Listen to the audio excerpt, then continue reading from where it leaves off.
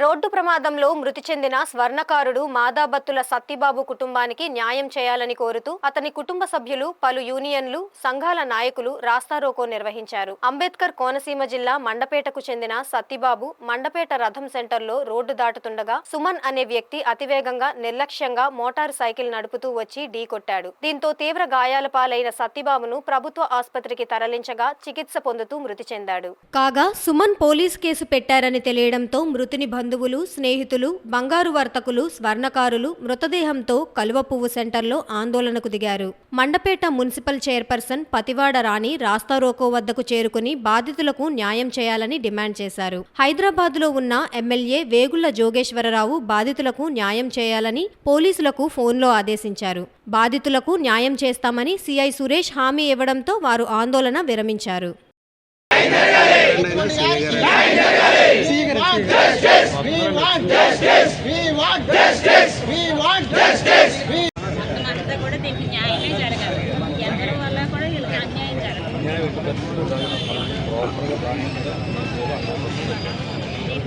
అన్యాయమే జరిగితే మాత్రం ప్రాబ్లం జరిగితే సిటీ ఫుటేజ్ చూస్తే అతను చేసిన యాక్సిడెంట్ సబ్జెక్ట్ అతను ఫ్యామిలీ చిన్నోళ్ళు అండి వాళ్ళు ఇప్పుడు ఇప్పుడు వీళ్ళందరూ బాధ వాళ్ళ గురించి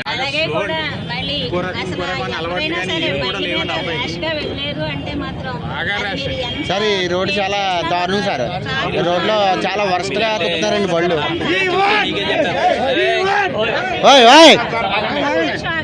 ఎంత ఎలా ట్రాఫిక్ మాత్రం ఫాస్ట్ గా వెళ్తే ఏ నిర్ణయం తీసుకున్నా పర్వాలేదు, 10,000 అయినా సరే వేసేయండి, ఏం పర్వాలేదు.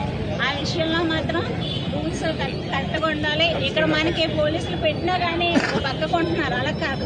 వీలైతే కొట్టండి, ఏం పర్వాలేదు. అంటే కొట్టడం అంటే ఇలా ప్రాణాలు తీసేస్తారు.